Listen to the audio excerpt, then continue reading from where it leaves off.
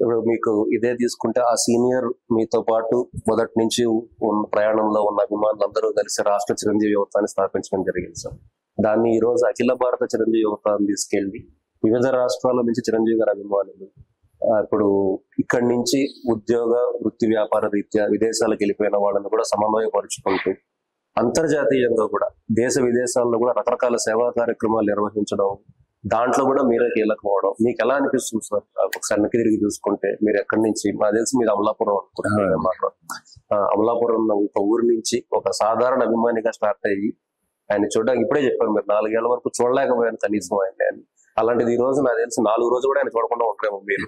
అంత ఏదో ఒక రకంగా కలవడము, ఆయన పిలవడము, మీరు పిలవడము, మీరు వెళ్ళి కలవడము అలాంటిది ఉంటుంది. అవునండి. అలాగా ఎలా అనిపిస్తుంది మీకు అఖిల భారత చిరంజీవి యువత పేరులోనే అసలు అన్ని రాష్ట్రాలని కలపడము? నాకు తెలిసి యుఎస్ లో కూడా చాలా మంది ప్రోగ్రామ్స్. అవునండి. దాని గురించి అయితే చెన్నై తిరుగుతున్నప్పుడు ప్రతిరోజు పదుల సంఖ్యలో బస్సులు రావటం, ఎన్టీ రామారావు గారి ఇంటి ముందు ఈ ప్రముఖ హీరోస్ అందరి ముందు ఇళ్ల ముందు వాళ్ళు వచ్చి జిందాబాద్ చెప్పడం, గంటల కొద్ది వెయిట్ చేయడం, సాయంత్రం వరకు ఉండి నిరుత్సాహంగా తిరిగి వెళ్ళిపోవడం. అప్పుడే నాకు మనసులో పడింది బీజం, దీన్ని ఏదైనా క్రమబద్ధీకరణ చేయాలని.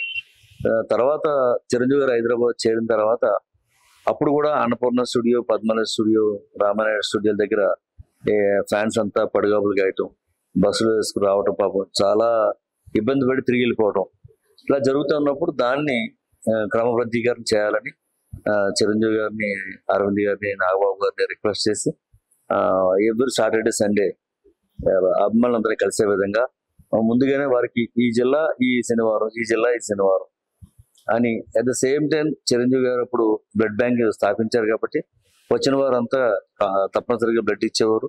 బ్లడ్ ఇచ్చిన వారు తప్పనిసరిగా ఆయన కలవడం ఒక ఆనవాయితీగా పెట్టి, అది వచ్చిన అభిమాని నిరుత్సాహపడకుండా ఈ రోజు నాటికి ఆ రోజు నుంచి ఈ రోజు వరకు లాస్ట్ ఒక 30 years నుంచి ఆ సిస్టమ్ అలా కొనసాగిస్తా ఉన్నమాట. దాంతో ఎవరో కూడా నిరుత్సాహంగా పాపం చిరంజీవి గారి పేరు మీద వారి గ్రామాల్లోని వారి జిల్లాలోని చాలా ఘనంగా అన్ని పనులు చేస్తూ ఉంటారు, సేవా కార్యక్రమాలు. హైదరాబాద్ వచ్చేటప్పటికి మేము కలవలేకపోతున్నాం అనే బాధ ఉండేది గతంలో. ఇప్పుడు ఆ బాధ లేకుండా కలిసే విధంగా సిస్టమేటిక్ గా బై అపాయింట్మెంట్ అదొకటి సిస్టమేటిక్ చేయగలిగామండి. అదే మీరు అన్నట్టుగా ఎన్టీ రామారావు గారు లాంటి వారు ఇతర దేశాలు వెళ్ళినప్పుడు, ముఖ్యంగా అమెరికా లాంటి దేశం వెళ్ళినప్పుడు, తానా సభలకని వెళ్ళినప్పుడు అక్కడ వారికి బ్రహ్మరథం పడుతూ ఉన్నప్పుడు మీరు చూస్తూ ఉండేవాళ్ళు అనమాట. ఈ టీవీలో దాంట్లో చూస్తూ ఉండేవాళ్ళు. తర్వాత చిరంజీవి గారు ఇంత స్టార్డమ్ వచ్చిన తర్వాత చిరంజీవి గారు వెళ్తున్న తాకలాడు మాకు కనిపించలేదు. అదేవిధంగా అక్కడ మన ఫ్యాన్స్ ఎవరు, దీన్ని కూడా స్ట్రీమ్ లైన్ చేయాలి, ఇతర దేశాల్లో ఉన్న అభిమానులు కూడా స్ట్రీమ్ లైన్ చేయాలి అని, అలా వారు ఎవరన్నది గుర్తించాలి ఫస్ట్, మనకు తెలియదు అని చాలా ప్రయత్నం చేసి ఒకసారి చిరంజీవి గారి పుట్టినరోజుకి అమెరికా దేశంలో 55 రాష్ట్రాల్లో ఒకే రోజుని 55 రక్తదాన శిబిరాలు నిర్వహించామట.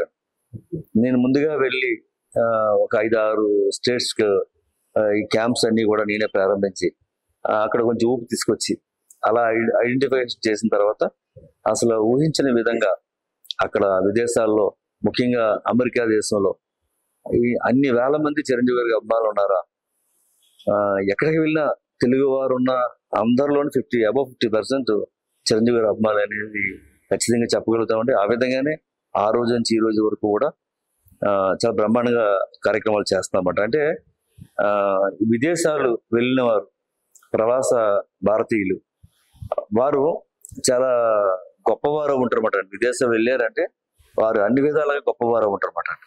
చాలా తక్కువ పర్సెంటేజ్లో సామాన్య మానవులు ఉంటారు, మిగతా వాళ్ళంతా చాలా గొప్పవారు ఉంటారండి. ఎందుకంటే ఆ స్థితిగతులు అంత బాగుంటేనే కన్నా విదేశాలు వెళ్ళలేము అనమాట. కానీ మెరిట్ స్టూడెంట్స్, సామాన్య మానవులు కూడా వెళ్ళిన వారు కూడా ఉన్నారు.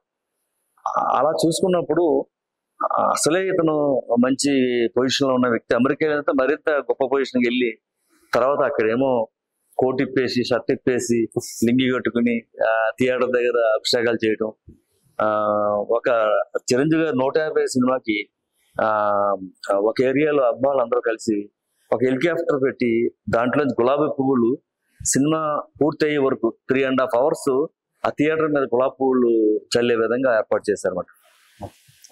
ఒక మరో కంట్రీలో అదే సినిమాకి మా బాస్ మళ్ళీ బ్యాక్ వచ్చారు, బాస్ ఈజ్ బ్యాక్ అని ఆ స్టేట్ లో ఉన్న థియేటర్స్ అన్నిటికి ఫ్రీ టికెట్స్ డిస్ట్రిబ్యూషన్ చేశారు.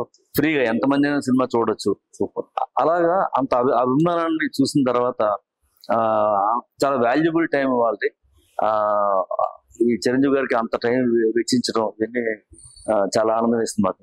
ఈ రోజు నాటికి ఈవేళ మనం 19th లో 19వ తారీఖు 22వ తారీఖు చిరంజీవి గారి పుట్టినరోజు. Last Saturday Sunday 17th and 18th America సగం 50% అమెరికాలో మెగాస్టార్ బర్త్డే సెలబ్రేట్ చేశారు. చాలా ఘనంగా చేశారు అన్నమాట అండి.